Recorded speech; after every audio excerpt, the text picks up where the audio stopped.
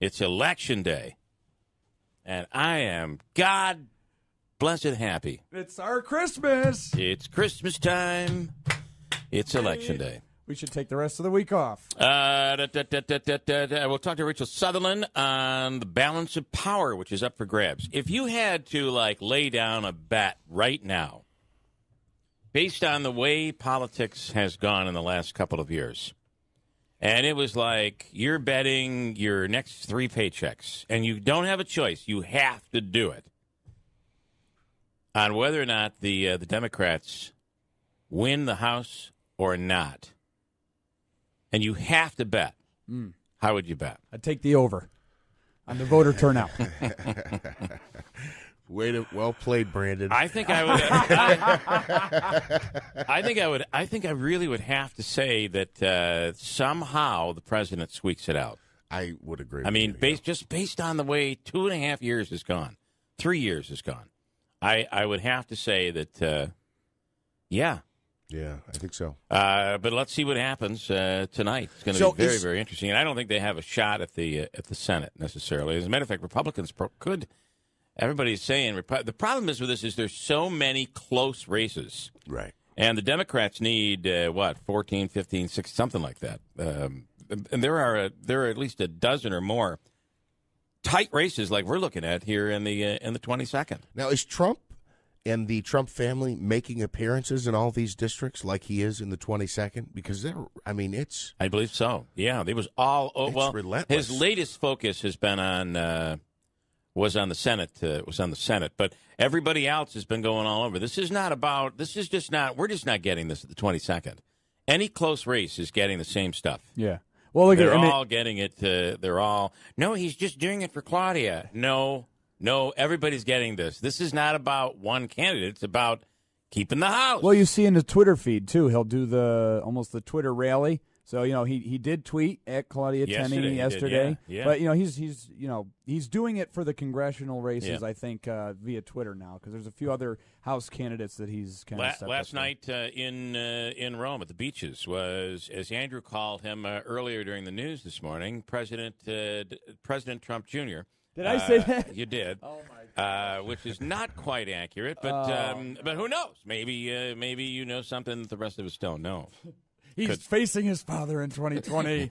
No, I think it'd be like the plot of Hamlet. It's almost as if it's like we now have a new imperial government, and there's President Trump, and then there's President Trump Jr. And when President Trump decides to hand over his power, then he'll hand it over to Jr.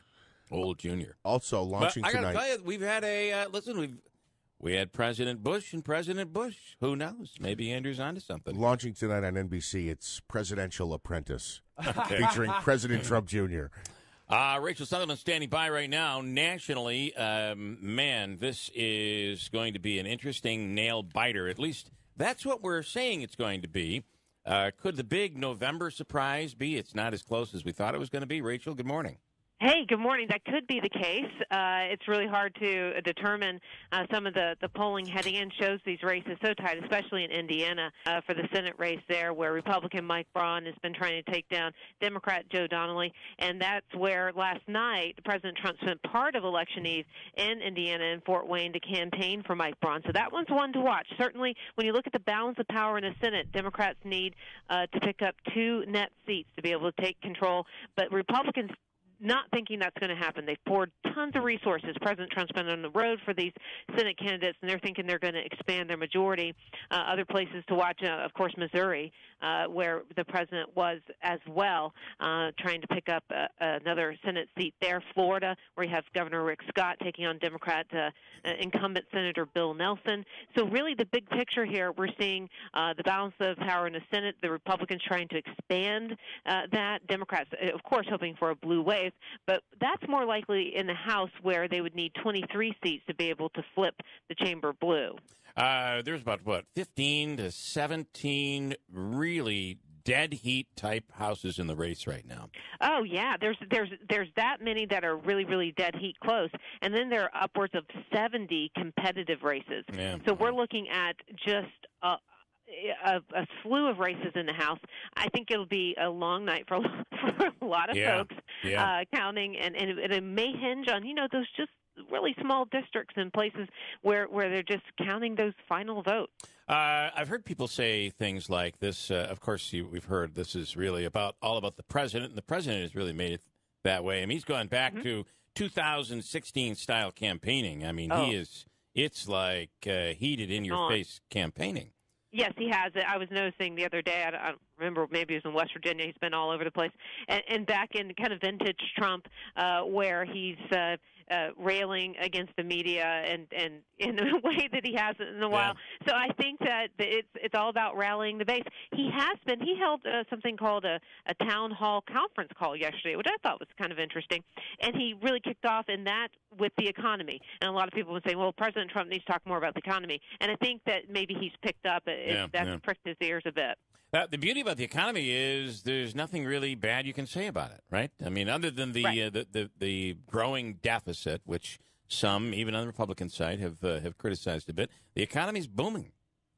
It is, yeah. There are some concerns among some. I mean, the Fed raising interest rates to slow things down in inflation, but that's, I guess, if you're looking at an overheating economy, some might say, well, that's a problem down the road. But a lot of people feeling really good right now when they're looking at their 401ks or the employment numbers are great. Yeah. And the other interesting part of this is I heard a lot of last night. By the way, switching back on the cable networks last night, it was basically just rally after rally after rally. It was interesting how partisan everything was last night, but that's where we are today. But is this really really taking the temperature of the country when this is all said and done, saying more about the nation as to who we are right now versus who President Trump is?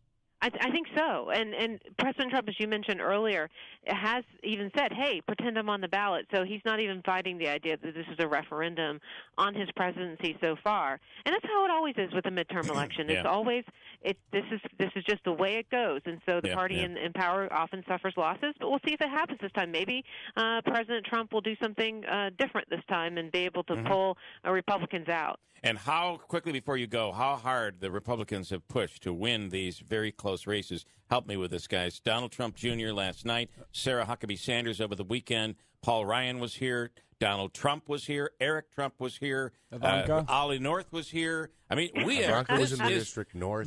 This is a community that might every once in a while get a concert at the Stanley Theater. And it's like every other day we turn around, there's another heavy hitter in the district. It's crazy. So a lot of resources poured into these races. Rachel, enjoy this Super Bowl of politics. That's right. All right. Wow, what a day is on the way, and it does feel that way. I really think for people in the media. Especially if you're in the national media, they're like, they all have their studios. New studios have been built for their election coverage. Just for one day. Some of them doing it outside. I think Fox is outside in Times Square. I don't know how that's going to work out because the weather doesn't look all that great today, at least here anyway. We'll be a little warmer, but we'll get some rain. Up near 60 degrees today. I'll take that, even with a little bit of rain. Coming up, we'll talk to Tanya Powers on the other big part of this whole thing, which could play a real big role down the road when redistricting comes into play, and that is the several gubernatorial races that are going on. We're pretty probably locked in. I don't think that anybody's expecting a big surprise here, although this morning we'll talk to Mark Molinaro, who's been able to narrow the race between he and Cuomo by about 13 points. And ironically, that's big. Yesterday we were supposed to speak with him, and he was on the subway, which is why we Stranded. missed him. So Stranded. he was Stranded. Campaigning on the subway. So we'll see what happens. I will speak with him. Hobica, the city chair in Utica, Republican chair, will be in. John Zogby on this morning about 7:45 to get into all of this stuff. Karen Brandt, who we've not had on as of yet, is a Supreme Court candidate. She'll be calling in this morning. Dan Hunt, head football coach at Colgate. How about 2 back-to-back Patriot League titles? They're pretty hot. We have comments tickets to give away today, a free money question of the day. I got a busy day. I also want to take phone calls and just to give your take. No matter what it is, we're not gonna argue. It's your point. You can make your point, and stomp for who you want to get elected. And there's some pretty interesting local races beyond the national, beyond the congressional race. It looks like this Bova Buttonshaw race might be a lot closer than anybody ever thought. I'm hearing some polling might have been done, and it was surprisingly close. Same thing in the Gordon the Perno race. It might be kind of close. Getting back to that assembly race, so the two DMV, the DMV has been a big issue. And the is that polling public? I don't believe it. I think it's all been inside. At the very least, it's this is what you get this time of year, where people kind of leak some information to you and say, "Hey, by the way, we just did some polling. We're not going to release it, but I can't believe it. The button, it's close. We went into that diner close. over there. See that diner over there? We told everybody raise your hand. Yeah, that's right. Either way. Button John Bova is a race of two candidates who often say, we have to go talk to the folks. So it's nice someone went and talked to the folks in advance and found out where they stood. Yeah, because both candidates have not spoken with us. Gordon has stopped speaking with us. Sandy DePerno has really stopped speaking with us. And to be honest with you, I think it was a wise decision to just stop speaking. So it's been nuts. It's been a crazy, crazy season. And then on the assembly side, a couple of other races. You have Brian Miller, who's facing some pressure out of a Democrat in the southern tier in Otsego County. And then over in, starting in Barneville and working its way down the Mohawk River is the seat that's currently held by Mark Butler, and who we might hear from a little bit later on this morning. But Butler's seat is between Smullen and Rubino, who's the Democrat, who's from Herkimer. So a lot of interesting stuff out there. Hold on tight. We'll get to all of it. You want to pipe in? 315-736-0186. Peter Franklin, the Gabby Cabby, also coming up in a few to give us a little preview of what's going on in New York City here on election. Well, sometimes I think that maybe the volume's down in a rare instance. I have it beating up. It's hot and heavy. That's how I like it. Hot and heavy. I know. I'm starting to get like you too. My headphones. I'm listening to the volume in my car driving down, and I think my sister and my dad are deaf now. Huh? Exactly. That's what I'll be doing. So. Hey, what did you say? At a rally in Ohio yesterday, President Trump introduced his daughter Ivanka by purposely not calling her beautiful, because that's not politically correct anymore. Here's the audio. Now, I don't know, they'll say this is nepotism, but the truth is she's a very, very, you're not allowed to use the word beautiful anymore when you talk about women. You're not allowed. No. It's politically incorrect. So now we can't say Merry Christmas. So we can again. And we can't say beautiful. No, I think what people criticize the president for is when you said, listen, if I wasn't her father, huh? I'd be interested in that. Do you remember that? I forgot how it was said, but that was a little creepy, just a bit. Yeah. Saying your daughter's beautiful is still okay, I think. Oprah didn't like that she was used in what she calls a racist robocall in Georgia against the candidate for governor she's supporting. She said, Jesus don't like ugly. Okay, here's her audio. I heard people were making racist robocalls in my name against Stacey Abrams, who I am 100% for in Georgia. I just want to say, Jesus don't like ugly. And we know what to do about that. Vote! Okay.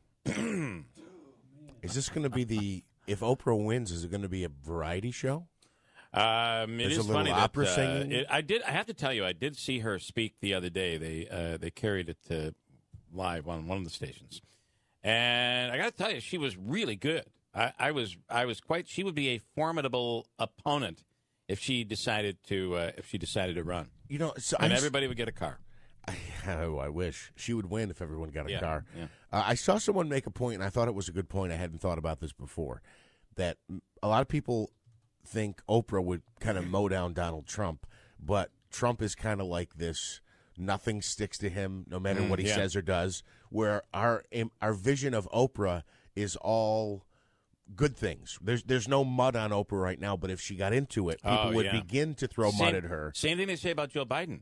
So, and of course, Biden has had enough trips and over the years, and some of the things that have come out of his mouth have been a little nutty and off and weird and creepy in some cases. But if you remember, that was the big talk, that if Biden, especially after the loss of his son, his approval rating for both Republicans and Democrats was high. But had he run against this president, what would he be?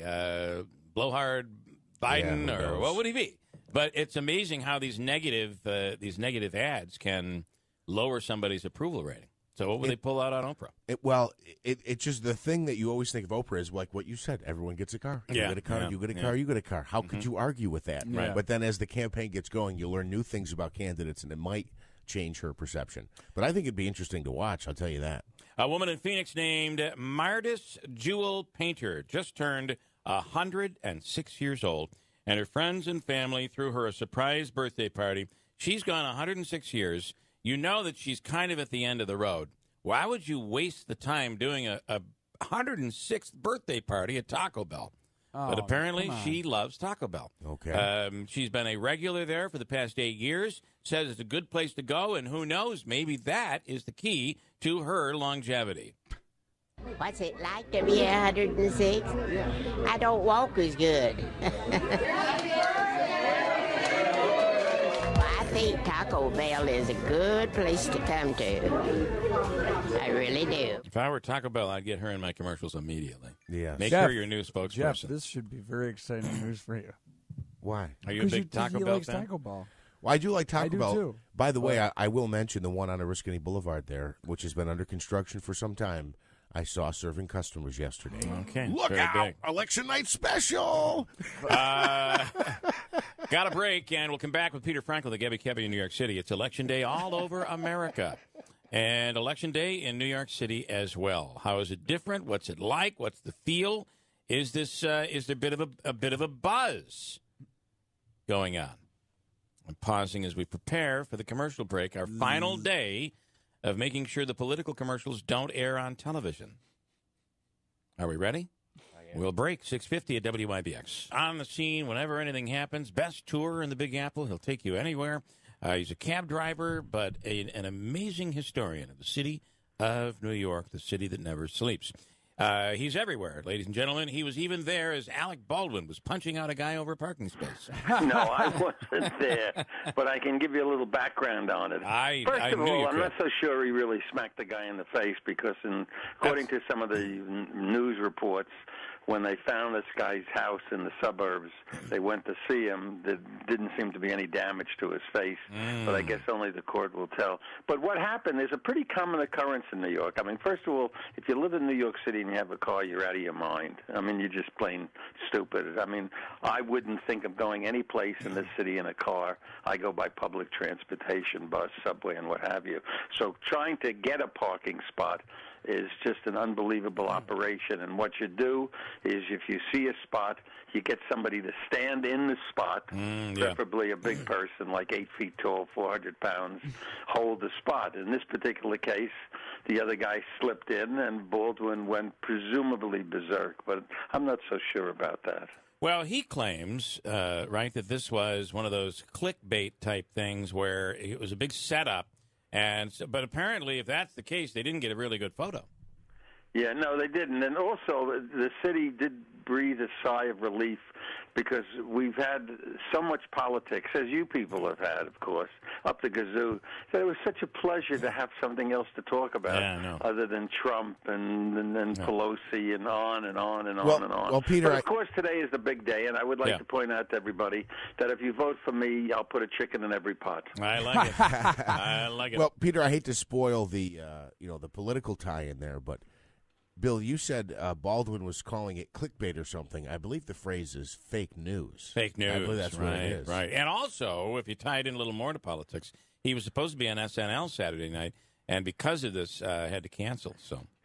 Yeah, well, SNL has got their own problem because what they did with the guy who got wounded was just absolutely outrageous. And his response to that, I thought, was really classy.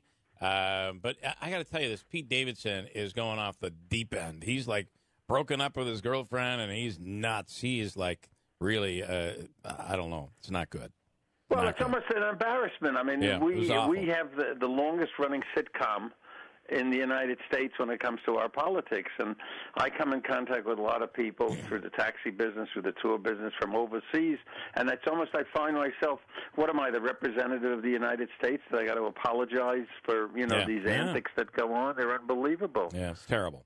By the way, if you didn't know, he said something to the man lost his eye in Afghanistan, or anyway, the war. And Davidson's comment was kind of making fun of him, and then just said, I guess he lost in the war or something like that. Who cares? In so many words, it was bad. The guilty party is NBC. I hope I'm not killing your chances of ever working for them. But, it's the same thing. When you get mad at CNN and you get mad at Fox, it's not the broadcasting people that are really so bad. They may be bad, but it's the guys who own the place. One phone call from the owner or the boss of NBC shuts everybody up in about 2 seconds. Yeah.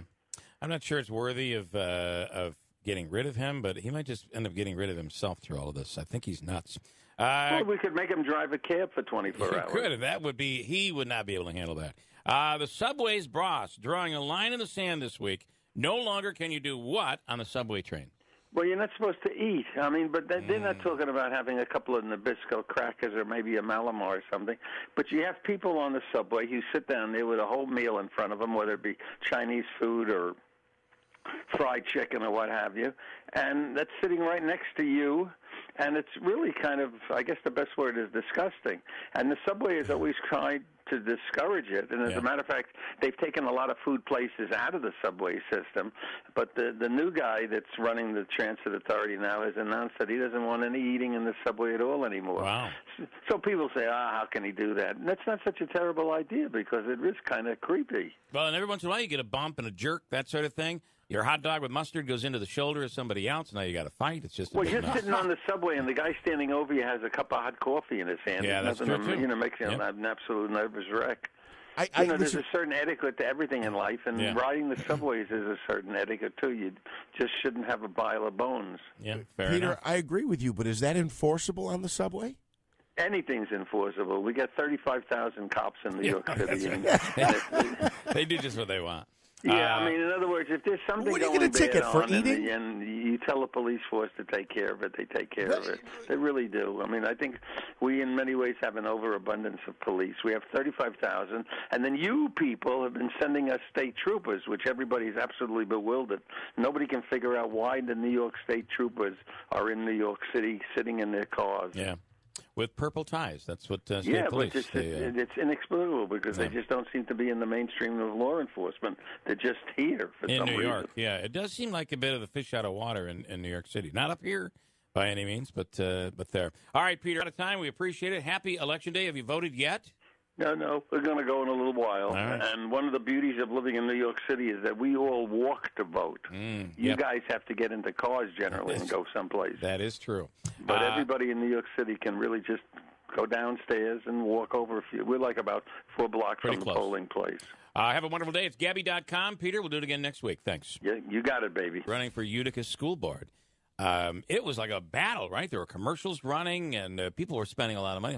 Recounts? Recounts. It was crazy. Same thing down in places like Long Island, where to get on the board of elections or on the school board, they really fight for it. They spend money. There are campaigns. It's like there's the school board. You don't even make any money. Yeah, that's kind of like our county clerk's race here.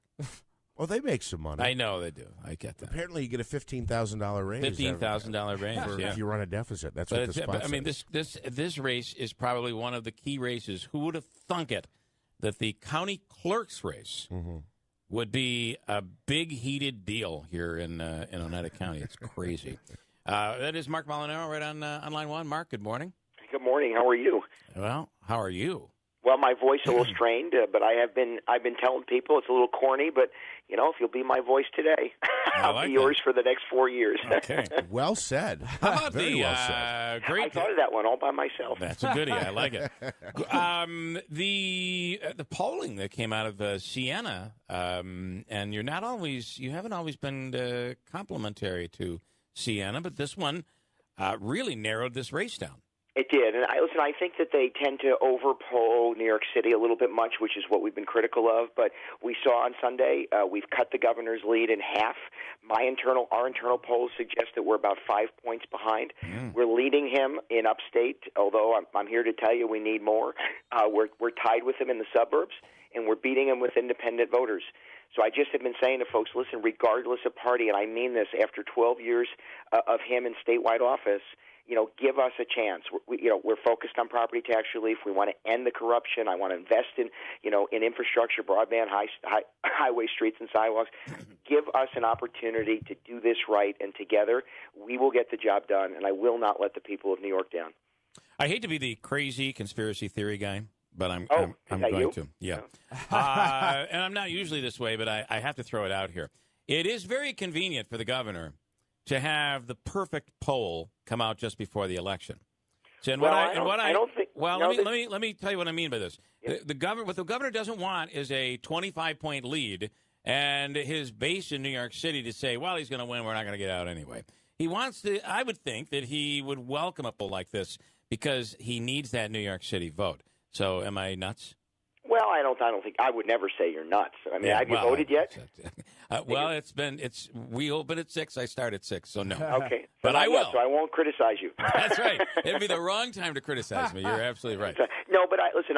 First, I'll tell you that they did try to bury this thing, so it was just lost in the news. Right. I really don't know that they're pushing it. I don't think it's the message he wants because he knows this, and I mean this to your listeners.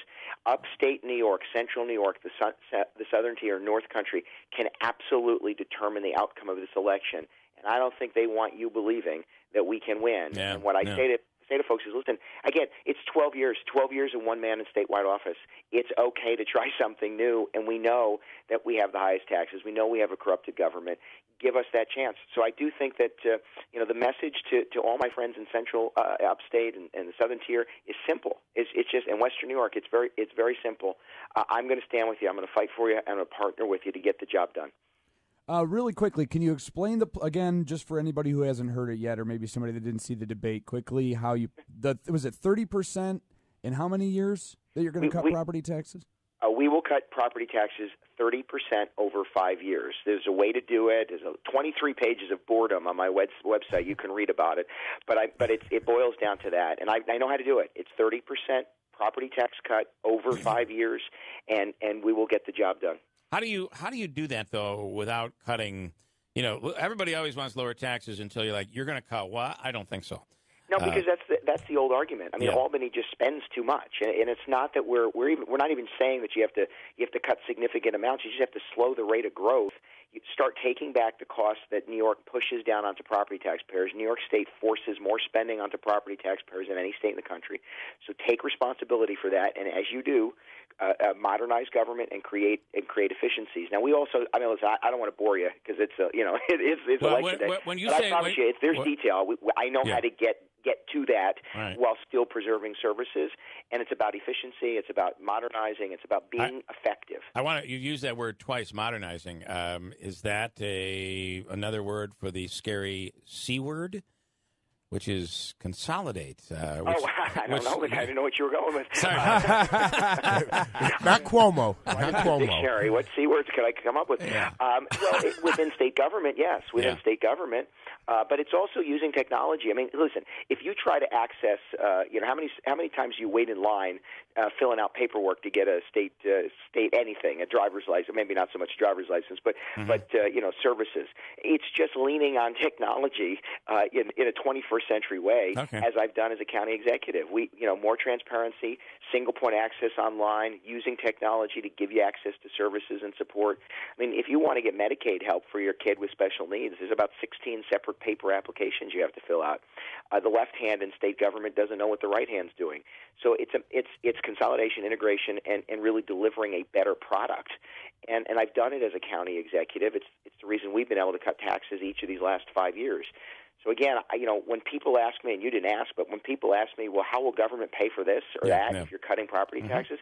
My question is, how do New Yorkers pay for it? We can't afford anymore. Right. So let's give them a better product. Let's give New Yorkers a better product at a lesser cost. I know how to do it, and when we will get the job done if given the honor of being governor. I have two. I'm going to start with the more uncomfortable one first. In the debate, Cuomo kept trying to pin you down to say you support Donald Trump, and you did not go that far as to say that. Why and how do you stand on the president? Well, it's not my job to answer the governor's questions, and quite frankly, at $26 million, I wasn't going to give him the one line he wants, which was to sell it to New York City.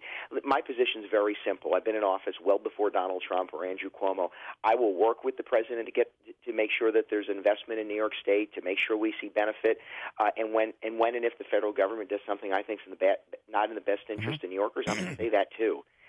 And I mean this. I've been an independent voice for 25 years. I know I'm young. I was a 19-year-old mayor, but I've been an independent voice for 25 years, and that means standing up, agitating, irritating, and cooperating to get the job done. That must have been a hell of a bachelor party, though.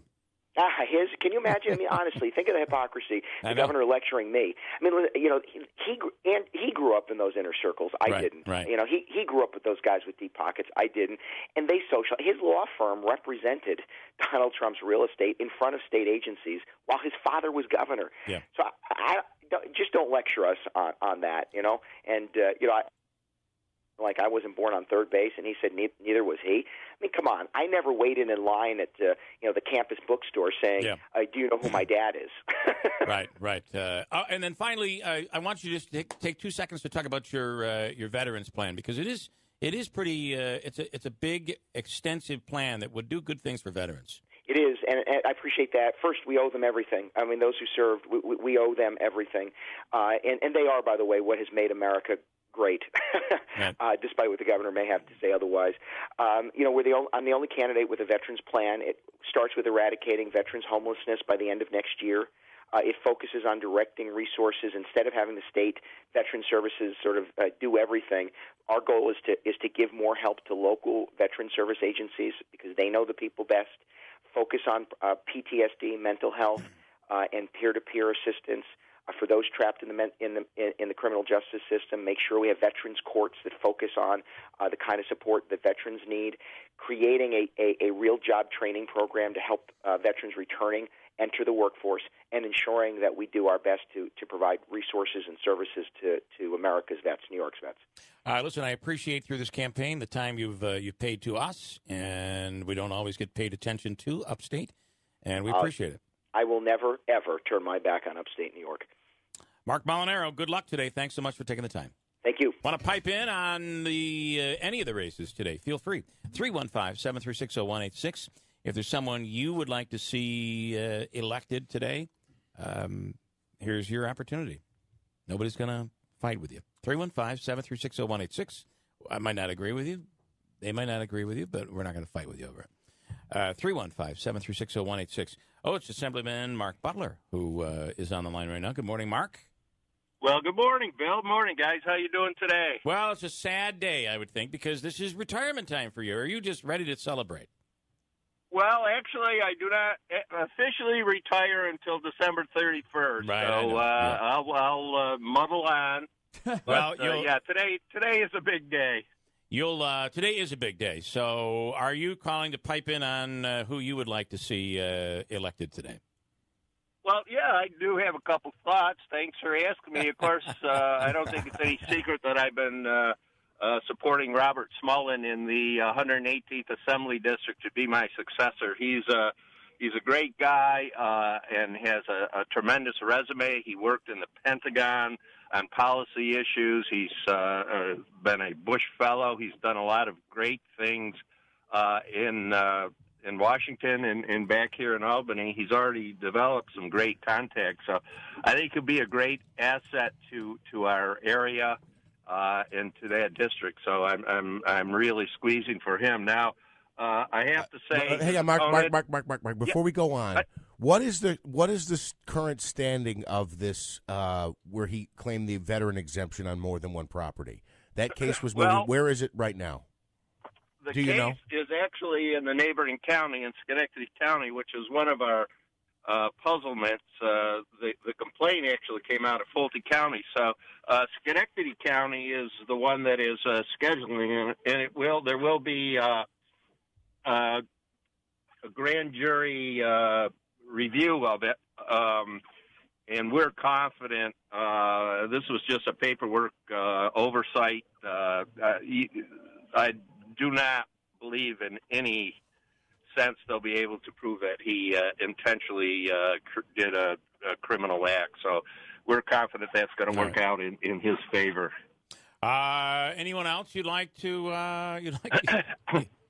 Well, I think we've also had this discussion, but I've got to say, I worked in the assembly with both Anthony Brindisi and Claudia Tenney, and I will tell you, Anthony, what he is saying is absolutely accurate. I did more things cooperatively with him than I ever did with Claudia. He was he wanted to get the job done, and he did not care, Republican or Democrat, if you helped. I had some bills I was working on. He very graciously offered to sponsor them and let me be a co-sponsor. That's one of the ways we in the minority have to work to get our things done, and I just think he's a stand-up guy. I have some issues with Claudia. Again, I guess that's no secret.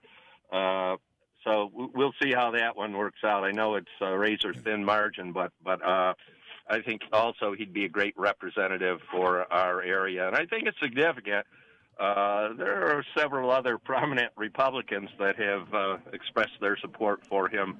And I think that's saying quite a bit as well. Right. So, Mark, I have to ask you, you said you worked well with Anthony Brindisi, and you said you had some issues with Claudia Tenney. What is that? What are the issues? Well, you've acknowledged it on your show. I think Claudia's got caught up with the glitz and the glamour of politics. I think she's, I don't think, she's asking the Republican Party to support her, and there are actually instances, and I'm very much convinced that when I was involved in a primary, she was helping my opponent. I don't know why, but I have some pretty clear evidence that she did. She denies it, and I guess after today it won't matter, but it just bothered me that here's a colleague that I worked with in Albany, and at one time we were good friends, and then for whatever reason it appeared that she wanted to be removed from office. Anything else on that? I'm just surprised at the number of Republicans, elected Republicans, who are not voting for Claudia Tenney. Correct. Thank you. Yep. Mark, you're not alone out there. It's quite interesting. I think that's part of it. It is very interesting, and I think it's significant. I just that's coming from my heart. And everybody say I'm not being a loyal Republican. I still consider myself to be a strong Republican. But I can't support somebody who I think has not done always the best for the Republican Party. Mark Butler, I hope you'll still do our Christmas show. You'll still be in office then, so I think that's I will be. Yeah. I have a song all ready to go. You do? I've been working on it for months. I think it's going to be my best ever. Okay, all right.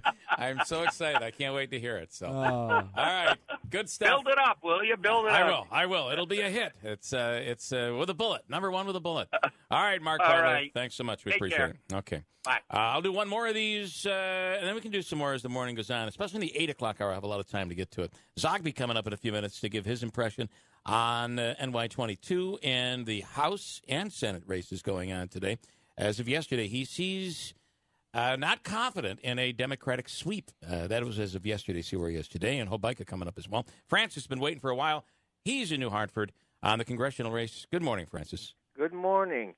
I just wanted to say, with Claudia Tenney bringing all these millionaires in, she could bring in God, and I still would not vote for her.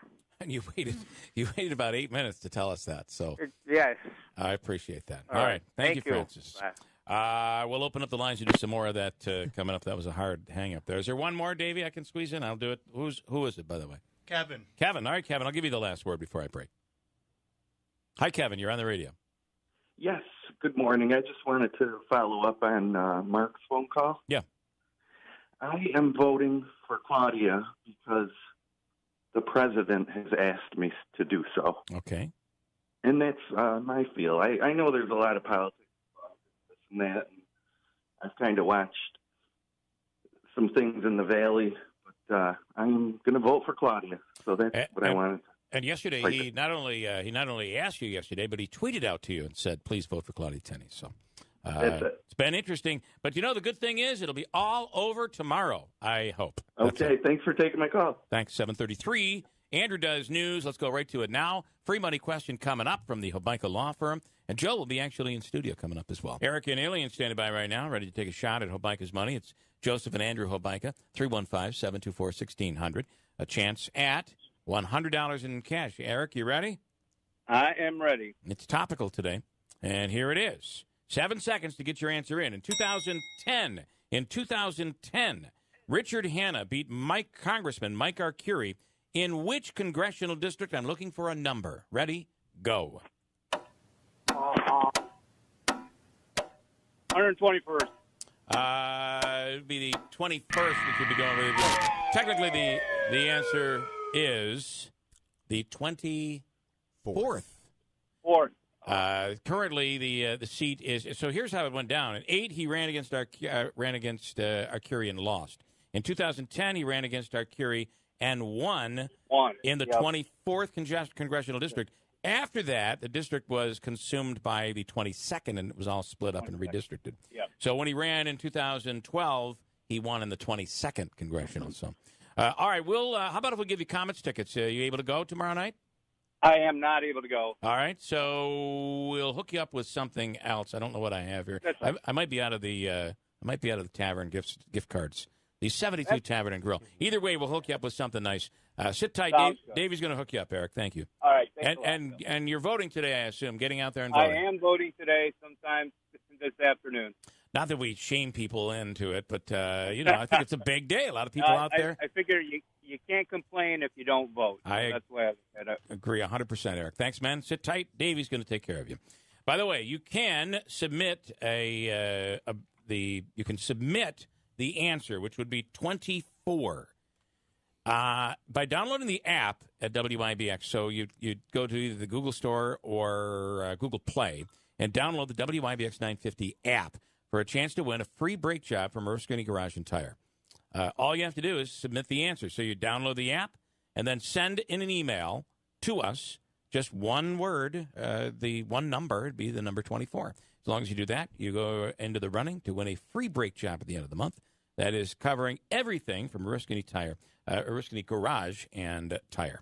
Also, I do think I have some birthdays. Do I? Yes, you do. 2 of them, to be exact. Here are a couple of these here on Election Day, November 6, 2018. Adam Rice of Herkimer celebrating 4 years today. Adam Rice, happy birthday, 4 years old. And Andy Swerdick of Whitesboro is 95 years old today.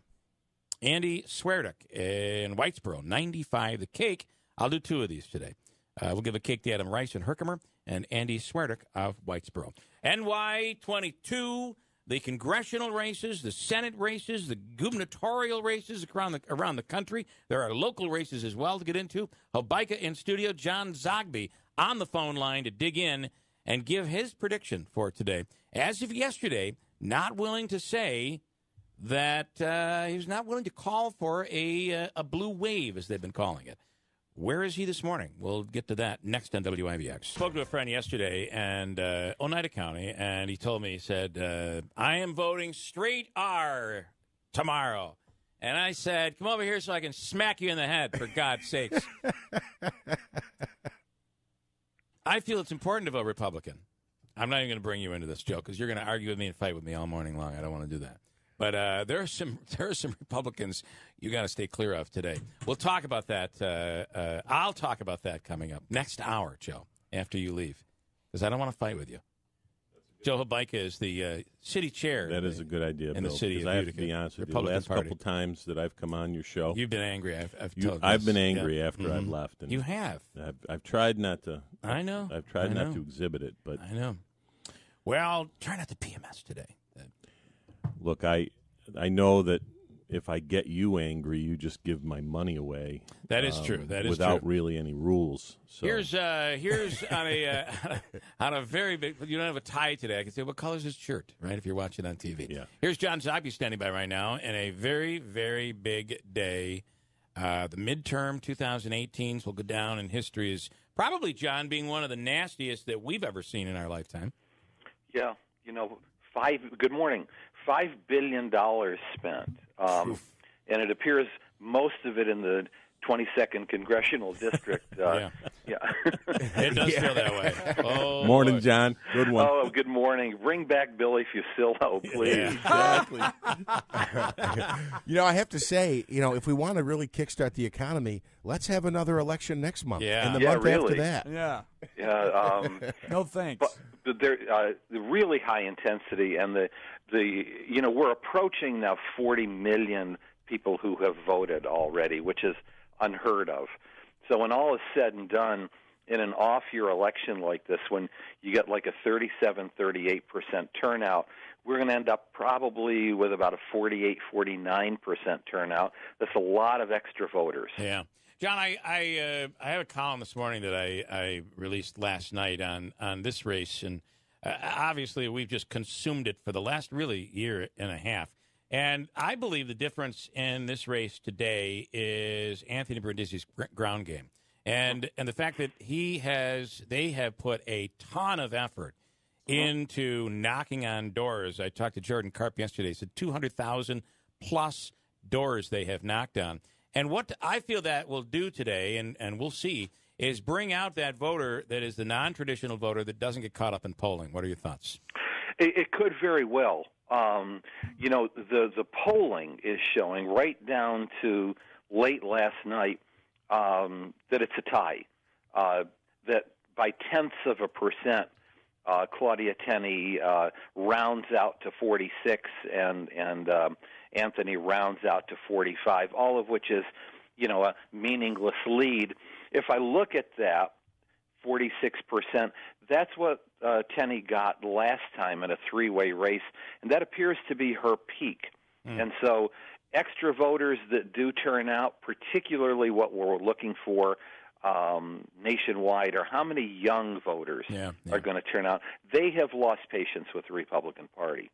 It is interesting, and it really does come down to really getting that vote out. And so here's the question.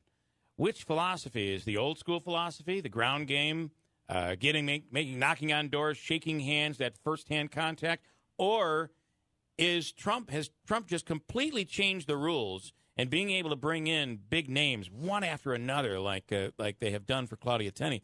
Is that the winning formula? It's going to be really interesting. It really is. So I think the thing that we look for is that it is just simply a high turnout.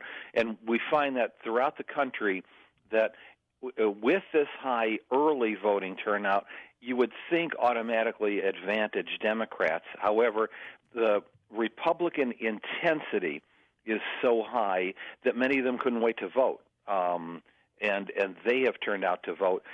Key is that Donald Trump has a talent for making things really all about him, and he has succeeded. But I'll say this, advantage Democrats on the health care issue. It's the number one issue in the country. It's a very intense issue, and they have done, I think, a good job focusing on that. Meanwhile, number one issue for the Republicans is the economy. And they probably should have focused on that rather than the very divisive issue of immigration. If Republicans end up losing the House, I think it'll be because they focus too much on their base, on the immigration issue, and not enough picking up independent, moderate voters simply on the basis of the economy. As of Sunday night, you still had this whether or not there will be a blue wave. Still too close to call. Are you still there here on Election Day? Yeah, I really am, and I'll tell you why. So you have 38 districts, most of them Republican held, that are toss-ups, and almost every one of them are too close to call. Now, for the Democrats, what you could say is, all right, Democrats are competitive in mainly Republican districts.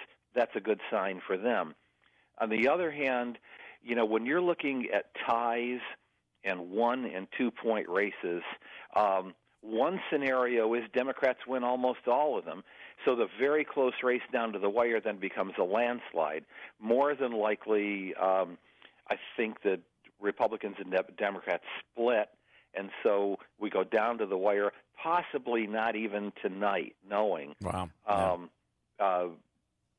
whether the Democrats win their 23 seats or not. But we as Americans just love things that just stories that we package together and they're done in a jiffy. This might not be one of those. How about the gubernatorial races? Really big across the country. There's a lot of them out there. Yeah, you're looking at least 6, but possibly 10 Republican-held gubernatorial seats that could flip a Democrat. A lot easier for Democrats to get the vote out statewide basis and to bring out a non-traditional off-year election voters. That's significant if those flip, because that positions the Democrats then for 2020 and the post-census redrawing of lines in those states. Finally, is this a lot of people say, well, this is really all about the president, or is it really all about who we are as Americans right now? Both. Yeah. I think you're right. And who we are as Americans has an awful lot to do with the very persona of Donald Trump. And he has defined his administration that way. Does the wave of populism and negativity continue? Are voters able to hold their nose, who really repudiate that, but say, hey, I'm doing better than I was a few years ago. Yeah. The economy's good. I also don't think I've ever seen, even with an economy like this, have we ever seen a time where so many Republicans have come out against the president and are basically on television, in the media, writing in newspapers, vote straight Democrat in the House and Senate? Have we ever seen that before? Not like this. Barry Goldwater in 1964. On the flip side of that, though, these are mainstream elite Republicans, and that fuels the anti-elite sentiment that Donald Trump represents. Well, it is Donald Trump's Republican Party now. It is. No doubt about it. All right, John, thanks as always. Maybe we can do this again tomorrow. It's going to be very interesting. Yep, I'm around. Okay. I'll be in D.C., but I'm around by phone. All right, thanks so much. Thanks. John Zogby. Joe, what do I have to do to not upset you today? I mean, I feel I got to handle you with kind of kid gloves today. You going to handle me today? I think I should. I don't want to see you upset. So, okay. Well, you might, you could say that I look thin, or you do look good. You've lost some weight. I see that. I did notice that. You know. Why don't you dictate? I've never let you do this before. Dictate. Go on. Okay. I'm going to let you get all the words in. You're doing great. You're going to be able. All right. What do you? What do you want when he's talking about when you guys are talking about that ground game, what was interesting was they actually were practicing during the school board race in Utica. They were going door to door in the afternoon, stopping at houses. Around they were really time. practicing. They were really practicing. Yeah. One thing I found is they know. I've had it where someone has kind of knocked on a door and they haven't pronounced the name correctly or something like that. That's not the case. These guys knew. No, they know the issues. They were practicing for this particular race. So how many? I want to ask you this: how many people have knocked on your door? That were Republican knocking on your door for Claudia Tenney versus Brindisi. Honestly, I can tell you that nobody knocks on my door. I'd be afraid to.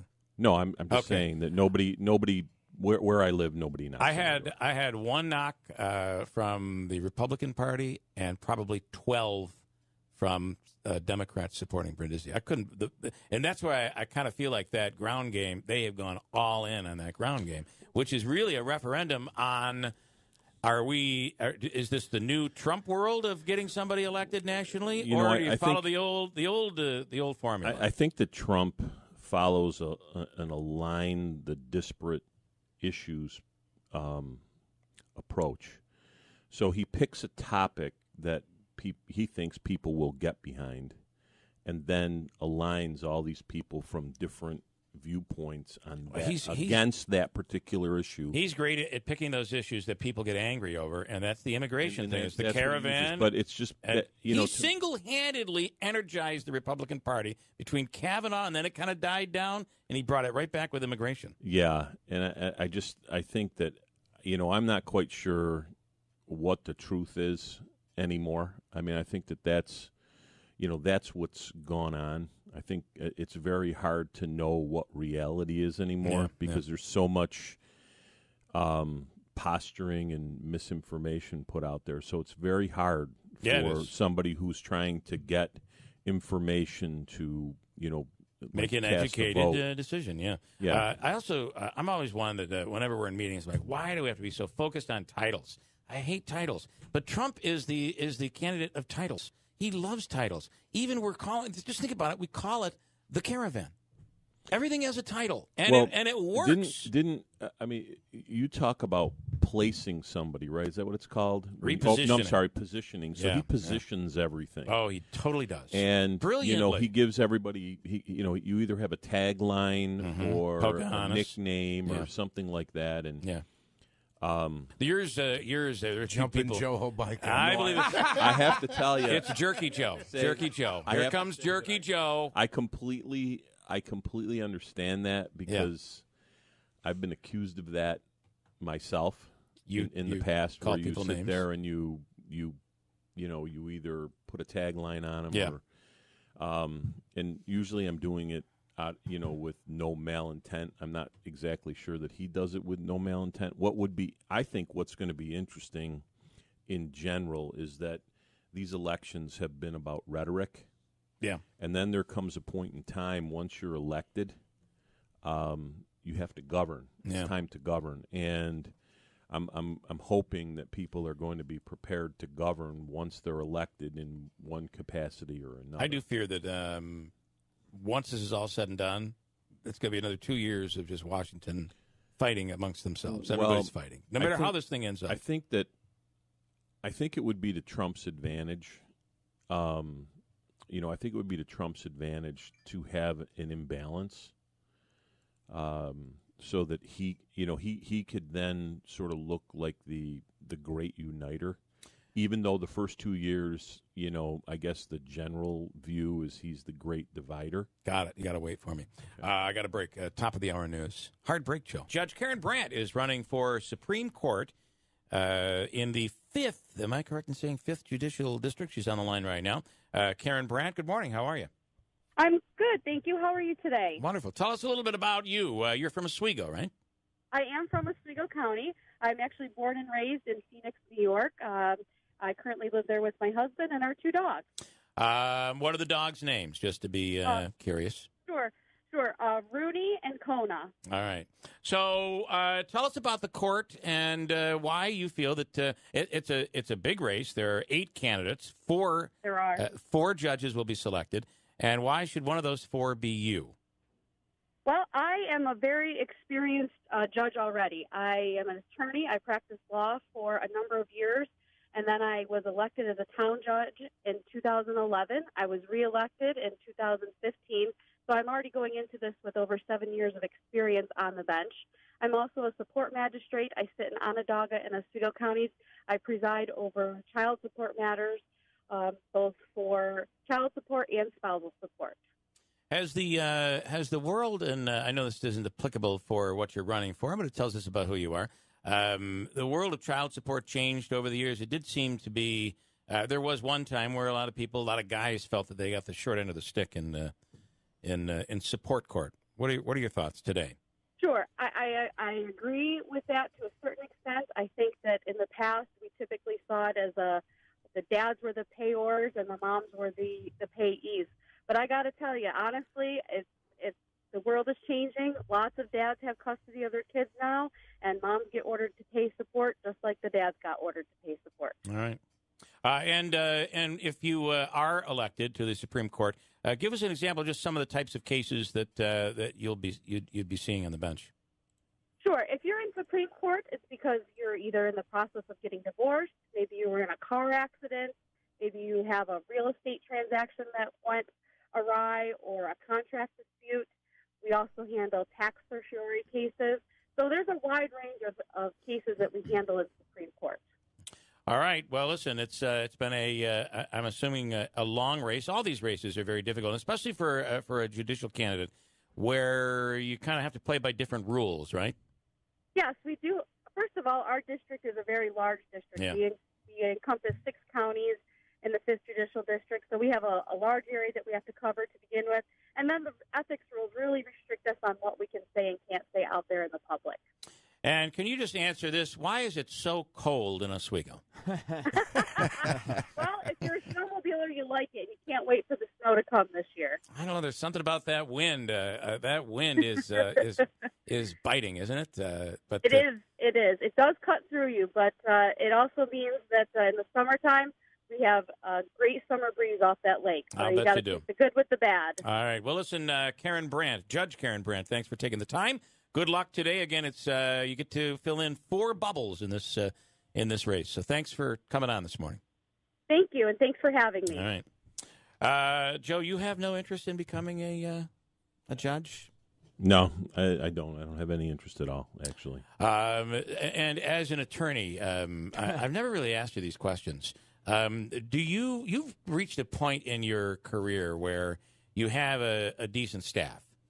The one thing I don't think I've ever told you this. I wanted to be, you do know this, I wanted to be an attorney early on. Yes, we all know that. Yeah, you're rolling your eyes. I am rolling my eyes. I couldn't stand the paperwork. You have so much paperwork. There are many lawyers that know that you have always wanted to be a lawyer, and you demonstrate often. I do. Yes. Yeah. Unfortunately, do you know how, you have no knowledge of the law whatsoever. I don't believe you need. I don't believe. Listen, you don't need knowledge of the law. No, you don't. You just have to win the. Listen, if you've win ever the hearts and minds of the jury. Run a restaurant. I mean, I could run a restaurant too. I'd like to do that.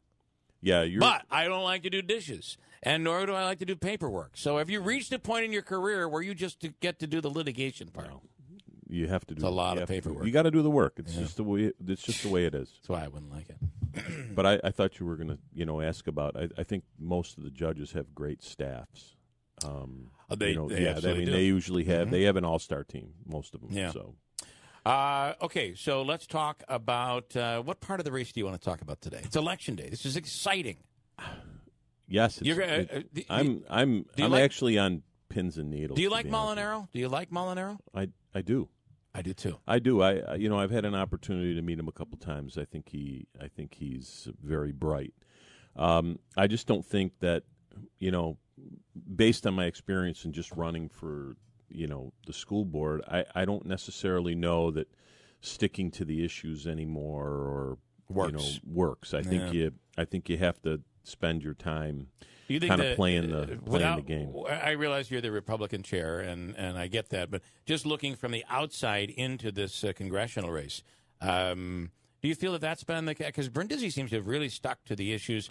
There have been negative spots on both sides. There's been positive spots. There's been negative spots. The fact of the matter is, as a congressional candidate, you have almost no control over some of the spots and the frequency and everything else. I mean, if you ever listen to any of them speak, the ones that have been in office or even ran for it, stuff comes out. Well, the classic is Ray Meyer, Mike Arcuri. The Ray Meyer, Mike Arcuri race, and that was really unfortunate. Some say that cost him the race. That was the 900 call spot that was brought in by an outside PAC. I think that's what ends up happening. And apparently they must do some kind of studies. I don't really know how they come up and try to figure out what the sweet spots are. But, I mean, I remember, was it the 2016 election with that candidate from Syracuse, and they were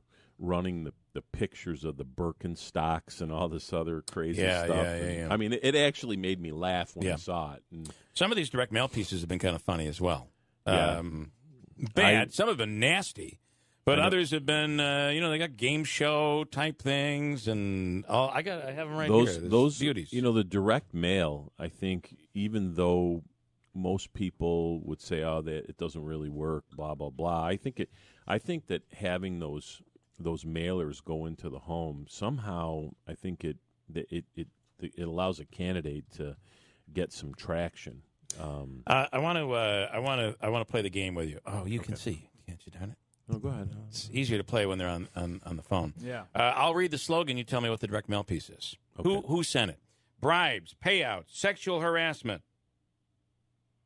Who sent that one? Oh, that's a tough one. Mm-hmm. Wait, bribes, payouts, sexual harassment?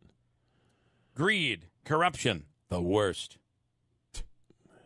Well, that has to be what? That's got to be the county that's clerk. something in the governor's race. That's my bet. That is a Claudia Tenney piece against Anthony Brindisi. Oh, okay. Bribes, payouts, sexual harassment. The part I did not get into is the Albany way. I would have thought it was a governor one. Here's one for you. Free drop-off, properly dispose of your electronics, confidential documents, and prescription medications. Hang on, I've got this one. Joe, if you need help, I can phone a friend here. Okay, phone a friend. Joe Griffo. It is Joe Griffo. Yeah.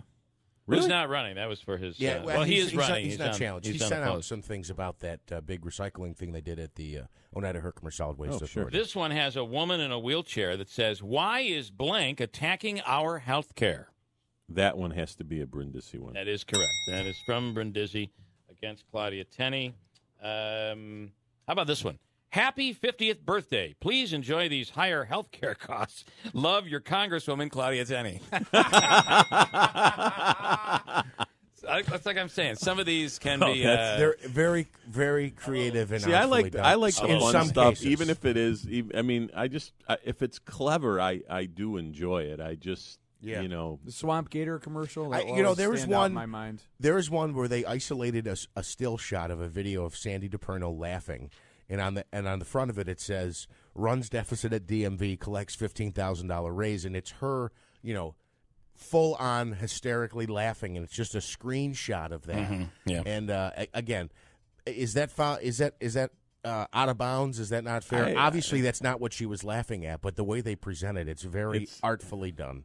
You wouldn't know the difference. I think that's what I appreciate a lot of times in these races is, the art and science of it more than really the messages. Claudia Tenney scurrying around the swamp with the an alligator. I had not. What was that on? That's been all TV over the spot. TV. That's good. By the I way, don't really watch TV anymore. So I have to. You'll be able to start watching again tomorrow, maybe. I have to say we've learned something during this campaign, and that is that, in my opinion, this is a blood sport. Football is for wusses. Politics is a blood sport, and that's my transition to talk with Dan Hunt, Colgate head football coach. Listen, I understand football is tough, but these candidates attacking each other, it's like something out of a really, really very, very close football game. It's crazy. Good morning, Dan Hunt. Good morning. Thank you very much. I appreciate it. Just for the record, I was 1 for 3 on the game. Oh, really? Good for you. I got the Claudia Tenney one right. Other than that, I was stumped. So I was enjoying that. A great political ad would be get some of these politicians, toss them a football with like a vicious linebacker just off camera, and watch them go tackle the politician. That'd be a great political ad. Would be. I think at this point we all feel like I think we wish there was that an ad similar to that for some product. Oh, yeah. That was the office linebacker, Terry Tate. You're right. Yes, office linebacker Terry Tate. Yeah. Listen, Dan. There you go. Good to he talk. knows his stuff. Good to talk. Good to talk to you. And by the way, at least all this political battling will be over tonight. That'll be nice to get TV back. Amen. Once again, Colgate has won the Patriot League title and clinched a spot in the FCS playoffs. This is really, really big. You guys are on fire. Yeah, it's been a great year. I remember we spoke with you guys earlier in the season after our hurricane cancellation game, and since that point we've won every game we've played, and actually haven't given up a touchdown since before that game. So it's been a great year. Our kids have just played outstanding, and to have it clinched with 2 games to go is it's a unique feeling, and we're real proud that I'm looking forward to the playoffs. You guys are, when we say you're on fire, this is the back-to-back Patriot League championships, 3 of the last 4, 5 shutouts in 8 games. You say you haven't given up a touchdown. What do you attribute that to, that the fact that the other teams have not been able to score? Obviously, defensively we returned 9 starters from a pretty good defense last year. So we have a great defensive line that can put pressure on the quarterback, and our secondary can cover people. So you don't have to blitz to get to the quarterback. You have an extra guy in coverage, and you can stop the run. And then, to go that long without giving up a touchdown too, you got to give some credit to the offense and the special teams. I mean, you watch enough football, you see enough interceptions for touchdowns, or kick returns for touchdowns, or block punts, and we've just been playing clean football and avoiding that, and now it's something that it just kind of runs itself. Our kids take great pride in it. You're currently ranked 10th in the latest media poll, 8 in the FCS coaches poll. And by the way, Colgate has outscored its opponents since their opening win against Holy Cross, 215-6. Don't they have the mercy rule in? Just give them the title now. There's a couple of weather games. I was wishing for the running clock. Trust me. I'm sure. Boy, that's just. And how does this team rate to the teams you've had prior? I mean, are you guys really this good? How do you rate this team? Well, it's tough to tell. You're right. I've been at Colgate for a long time. I've only been the head coach for 5 years, but I was here in 2003 when we had the perfect season and we played for the national championship. Similar to that team in that they were coming off a good year the year before with a lot of guys back. It's once we get to the playoffs, you're going to be playing nothing but really good teams, so it'll be a great challenge there. But the one thing this team hasn't done that even the 2003 team did do is we haven't had that kind of letdown game where we escape by the skin of our teeth or really don't play well. They're getting better every week, which is kind of our goal. So it's a unique season in itself, and we'll take it a day at a time and see what happens. Do you have any prospects, like NFL prospects, on your team, or are most of them just college athletes? That No, we will get a couple. We had a defensive end last year named Patafrier, who's with the Chargers right now. We have scouts coming in. We do have a couple guys on our teams, particularly some underclassmen. But I think our running back James Holland will get a look, if not in the NFL this year, at least a CFL. Mm-hmm. We have down the road we have another defensive lineman who's only a junior who's already getting looks by the NFL. So it happens. I think the great thing about working at Colgate is if they don't make the NFL, these guys go on and just do great things. They get go to great med jobs. school. They do great things, and it's fun. You're under obviously you're under a completely different standard than some of the NCAA Division I schools. These kids are very, very unbelievably smart, and they're held to a very high standard. Which is what's nice about Colgate? It was my safety school. It was. Sorry, Coach. Wow, Joe. That's okay. You must be smart then. Yeah, he thinks he is. I really like the dining hall personally. I hope like a Hamilton grad. Okay, Manaski. Okay, just you got a game on the road against Lehigh, and then you play at West Point against Army. That's got to be a real thrill for you and the guys. Yeah, I mean, obviously, I was fortunate enough my first or second year at Colgate, we were able to go down there and play. It didn't turn out too well, but we were able to go down there and play. It's an absolutely beautiful place to play. Obviously, as a program and as an American, you have great respect for, the military academies and what those kids do. And, it was one of those games that when we scheduled it 5 years ago, you're like, yeah, it's a great opportunity. And now all of a sudden you realize you got to play it. And, Army's pretty good, I would say, by the time that we play them, they will be ranked in the BCS top 25. I mean, they're a heck of a football team. Yeah. So, great opportunity. Interesting for us in that we'll have the playoffs the next week. So you kind of gotta decide what you want to do with your roster. If you want to rest guys, play guys, but any chance you get the opportunity to play there or even watch a game there, it's an unbelievable opportunity. And I believe that game will be on CBS Sports Network, so we'll be able to watch that on TV. Well, listen, Coach, this is fun to watch. We're big fans. We'll keep an eye on things. Playoffs just around the corner, and we'll talk to you again real soon. I appreciate it. Thanks so much. All right. Good luck, Thanks Coach. so much, Coach Dan Hunt, coaching an unbelievably talented Colgate football team. Again, winning the Patriot League. This is the back-to-back. They have won twice in a row, but 3 out of the last 4 years they've won that league. Have you been to Colgate? Have you been to Colgate at all recently? Because let me tell you, I love Colgate. That place is amazing. I love Hamilton on its own. I think the whole town is really a cool town. I was up there a few times at Colgate, and I will tell you that, and I love the way their teams compete and the fact that, most of those kids there, if not all of them, are very bright and good students. So we were up. I took my wife and my daughter and my boys up, and it's something we always want to do. We got a picture taken in front of the big statue of Claudia Tenney, and it was meaningful. They still got that. It really was. They have a sports and science camp for kids there that really is something. Pretty awesome. Yeah. He's not biting. Joe's not biting. Stone faced over there. Not even. I'm not. Listen, Wayne, you're not I'm going not there. getting in the. You don't want to get in that? There. No, not with Didn't you. even react. Not with you. Not with you. Wow. Oh, that is. That's really good. Wayne, you're on with a question for Mr. Pompous. How you guys doing? Good. I was going to ask Joe. I'm on the wall with Claudia Tenney. I was going to vote for her 100%. Then I was having coffee with my mom and dad, and my mom said that she came over to the senior center one time, and my mom said that she's very standoff and snobbish. So now I'm like iffy about it. Really? And I was wondering what Joe's thoughts on Claudia was, so I could kind of like go one way or the other on it. You're asking Joe about a snob? Did you hear his comment about Colgate? Boy, This is my backup school? Is that the pot calling the kettle black? Wait a minute. His mom told him something, and he wants to ask me. Why don't you talk to your mom, Yeah, Wayne? you got to trust your mother. That's what I'd say, Wayne.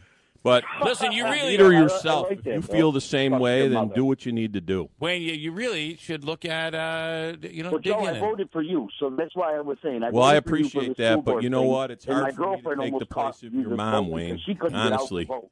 I feel bad. Maybe your mom, you, and me could sit down and we could talk about it. All right, Wayne. You don't have time for me. That's right. Get out there and Did and you say that his mom and doesn't vote. And Especially if you don't vote. Especially if you vote for Tenney tomorrow. I'm losing control. All right, yeah. You guys At the very least, I'll give you this advice: if you do vote for Tenney, don't tell her during Thanksgiving dinner. Okay? Exactly. Thank She'll you. put extra Okay. salt in the gravy. That's exactly right. Can I just one That's thing not on flowers. Colgate? Sure. We'll jump back into Colgate for a second, just to give you an idea. They won the Patriot League. The team that came in second is Georgetown. Colgate recently beat Georgetown a final, I believe, 38-0 for the game. The second place team in that division gained 56 yards from scrimmage. They lost 68 yards from scrimmage. They totaled for the game a net negative 12 yards of offense. That's how dominant that program is right now. He just said that they don't really do anything special. They just have awesome athletes and they run a lot. There's not a lot of passes in a game. You'll see their quarterback throws the ball 10 to 15 times a game. They rack up 250, 300 yards of Running. rushing they must offense. have a monster offensive line. And their running back is the candidate for it's the FBS version of the Heisman. It's the Walter Payton Award, and their running back is up for that award. With that, I want to say that during the first hour of Dan Patrick's show on Monday, he was talking with Paul Pabst about a Michigan-Rutgers matchup when the segment suddenly took a sharp turn when Dan Patrick said, "Who's worse, Rutgers or the Buffalo Bills?" Oh, my God. And then he went on to say, I think the Buffalo Bills need to be relegated. I do. I think they should just go to the SEC, and then I'd put Alabama in the AFC East. I think it's just that's the next step. I get Saban against Belichick twice a year. That's pretty good. Oh, my God. Yeah, but they tried that with Saban. And by the way, Josh Allen, Davey, is looking like he might be a go for this Sunday. Oh, good. Yeah. That's what he said. Oh, good. What's the record? Like 1-7 or 2-7? 2-7. It's actually not as bad as the. He's correct. Giants. They're worse. 8:33 at WIBX on Election Day. I have to tell you, Joe, that another year has passed. I have to say that it was clever, a little bit mean, but clever. I liked it. Mean? I thought I kind of was an equal opportunity offender in that song. No, you were. Yeah, you were. I think that if you get your name mentioned in it, that means that you're somebody. It's like being. You're jealous, aren't you? I am not jealous at all. I'm glad my name wasn't mentioned. Because you wouldn't have liked what I said. No, I wouldn't. Oh, how about that? I think you know what's good for you. Bill in New Hartford, we'll take calls. This is what I want to do from here on to the end of the program. We need to take 2 breaks, though. What? Political stuff. I'm sorry. Oh, God. Well, let me take one. Go ahead. Let's take these 2 calls first. They've been waiting. I have 3 calls I'll take here, and then we'll load the lines back up. Right through the end of the program, we'll just take calls. Joe, they're going to ask, and they're going to talk political. Okay. Who they want to vote for, who they feel we should vote for. Before we turn it over to the callers, I feel I have to give everybody that's a candidate an equal chance to have their word get out. And Jim Brock from No Hospital Downtown posted a quote from Heath Phillips. Remember Heath Phillips? He was running against. He was going to primary, I think, Anthony Brindisi, but ended up backing out of the race. Now he says, "I sincerely appreciate all the Democrats I've reached out to." What race is this? For 22nd Congressional District. Oh, okay. I sincerely appreciate all the Democrats. Why are we wasting time on this? We don't. I don't want to talk about that. Okay. Listen, I got it's a write-in candidate. I got write-in understand. votes. I got write-in votes get in it. the assembly race. You do? Yeah, I did. Yeah. Oh, you did? Yeah, I did. Oh, you did? Yeah. Oh, you were write-in. I was They a wrote your write-in name. vote. Somebody wrote in my name. That's a few cool. times, yeah. But in the congressional race, no. This has no. This will be a speck, Yeah, I don't even a know tiny what little that's about. speck on I don't the even nose know of what Jim that's Brock. about, Andrew. I don't know what that's about. Bill in New Why Hart- are you interrupting? Bill in New Hartford, you're on the radio. Good morning. I'm going to vote for Brian Miller. I think he's a down-to-earth guy, and I met him a few times. I like Brian. Yeah. That's all right, Bill. All right. Thanks, man. I appreciate it. It can be just as simple as that. Just say I'm going to vote for this person, and I hope you do too. Vic in Utica. Good morning. Good morning. Good morning. Bill, I'm Republican, and I vote right across the board Republican. Whether I'm right or wrong, whether it's good or not, Straight Republican. That's how I vote. All right, and I that's vote with my party. And that's what you'll do today. That's it. All right. I already voted. So, Okay. yeah. Did you vote this morning, or did you vote? Yeah, 6:30 this morning. Good for you. It's exciting to get out there and vote, especially Yeah, on it really is. on a big day like today. So, all right, Vic. Thanks. Have a good day, guys. You too. Bye-bye. Thanks so much. Sue, by the way, 315-736-0186. I'll take one break, and then we'll come back and take more calls here. Sue, good morning in Utica. I just want to say that Mark Butler made some good points about Claudia Tenney, and he was a true gentleman, not bringing up things. And I just want to say I voted already, mostly Democratic except for one, but I did vote for Mr. Brindisi. And Joe Lode, I hope nobody in your family I hope everybody is healthy, first of all. But God forbid, if someone has all of you out there, think about a pre-existing illness. It might have happened when you were a teenager. Could have happened a month ago. Mm-hmm. I just hope to God you think about what you're doing when you vote Republican, because it's going to affect this whole country. By the way, Thank you. Sue, is this the first time you've ever called up to compliment a conservative Republican and Mark Butler? I think No, I don't vote straight ticket all the time. I just voted at the Parkway Center. Let me tell you, it's quite busy. No, I It's been really busy do day. not vote straight party. I don't. Who was the one Republican, Who's the Republican you voted Will you for? tell us? Right today? Yeah. One of the judges. Okay. All right, cool. All right, thank you, Sue. Thanks. Big. Oh, They're going to make me break here in a second, but I'll squeeze Joe in because Sue did mention Joe. So Joe Lode is on the line. I did hear her mention me. Mm-hmm. She's upset with you maybe changing your vote from Brindisi to Claudia Tenney. Well, I did vote for one Democrat on my ticket. You did? I voted all Republican except for one. Oh, boy. What Democrat did you vote for? I think I know. I think I know. You don't want to say? I think I know. Joe's just fine with the DMV the way it is. I knew he was a Cuomo. I knew he was a Cuomo lover. I want to tell you this, though. my insurance covers pre-existing conditions, so I don't understand where that problem is. Well, if we could only all have health care from a furniture company like yours. So, all right, Joe, I have to break. Thank you, man. We'll take some calls. This is what you get. Dial in. Tell us who you voted for. You don't have to say who you voted for, but you could urge others to vote in a certain direction. Listen, you always do all the talking. You guys are always giving your opinion. Why not let people call in and give their opinion on who they believe people should vote for today? All right? So that's what we're doing. 315-736-0186. And then I have some Comets tickets. Right at the end of the program, we're going to give you a chance to win Comets tickets for tomorrow night. And it'll be a pair of tickets. Maybe you want 5 for a family. Maybe it's whatever. What are you saying to me, Davey? We have 21 tickets left. Oh, 21 left. All right, well, let's not give them all away today. Let's maybe 3 callers or something. All right, let's start with Joanne in Mohawk. Joanne, you're on the radio. Good morning. Good morning. Good morning, Joanne. Good morning. Near and dear to my heart is the village of Mohawk, Grove Street Central School, Grove Street High School, whatever I went to. Okay. It was a long time ago. Okay. How can we help you? Oh, I'm just calling to tell you I will be voting Democrat. All right. Across the board? Is that what you're going to do? Across the board. Okay. And is there any particular reason for that? I guess there is, but You don't want to get into that. All right. No. Well, I'll take I'll take it from you, and I appreciate your call, Great. Joanne. Thanks. Thank you. In Utica, yeah. It's just really interesting that there's so many that are so party line. I don't think I've ever gone full, and people might criticize me for this, but I don't think in any election I've ever voted 100% straight across. It's not something I do think it's a generational thing, maybe. I don't know. See, or maybe it's just each of those candidates she's in alignment with each of those candidates. Yeah. In Utica, Steve, you're on the radio. Hi, Bill. It's Steve Raffero. Hello, Steve Raffero.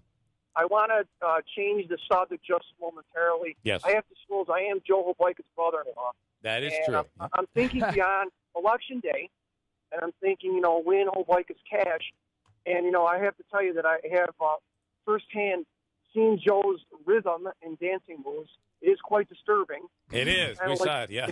It's like looking at a jumper, and you just can't look away. You just wonder what's going to happen now. You want to look away. You want to look away, but you can't. Jeff was saying that, it's very disturbing. You can't watch it. What I think you should do is videotape Joe, put it on the website, and if you can remember in the 90s, there was a sitcom actress that had very disturbing dance moves.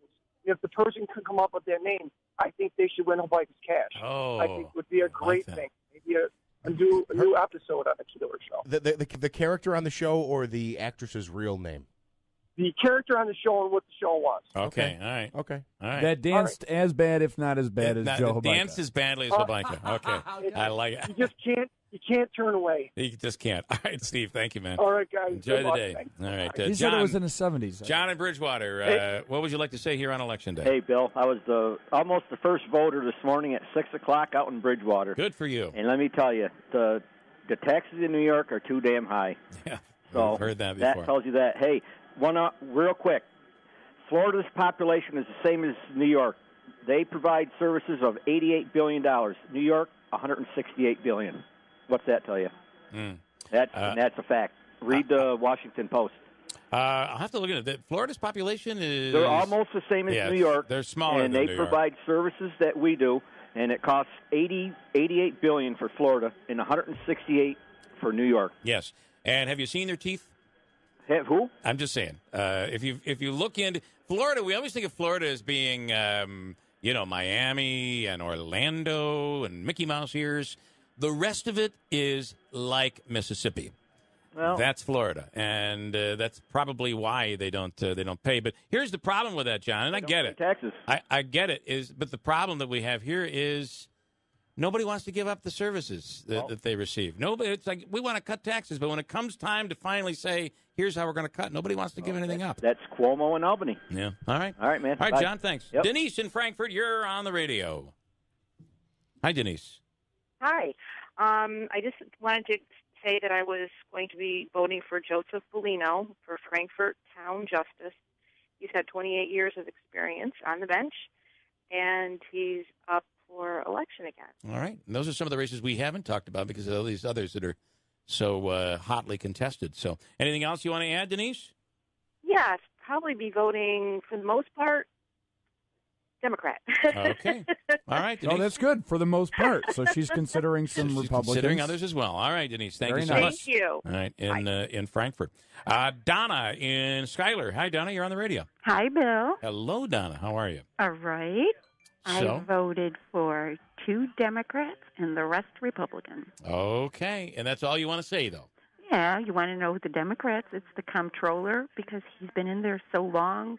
I've never heard anything bad about him. I like him, too. DiNapoli's a good guy. Mm-hmm, Yeah. Yes. And of Cuomo course, hates him, by the way. Brindisi. And you did vote for Brindisi. Yes, I wouldn't Wow. vote for Como. You would never.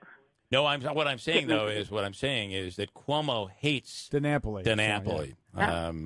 Even though they're both Democrats, Cuomo hates him. So good vote right there. All right, Donna, thank you so much. Thank you. Bye-bye. I'll do one more. I think I can squeeze in here. Joe and Herkimer. Hey, Bill, how you doing? Good, Joe.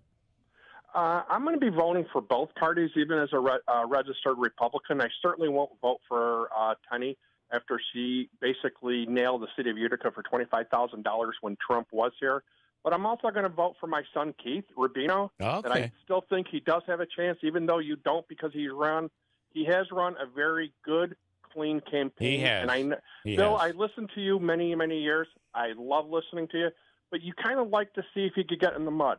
Well, and I think that's why you don't think that he's got a chance. I hope he proves us wrong. Well, I hope you're right, and I hope he Either way, you should be proud. I hope he enjoyed being a part of the Monster Mash song, though. That's it was good until I heard that part. I'm sure you're like ready to yeah. All right. Well, listen, he's been a good kid to us, and we appreciate your calling here this morning.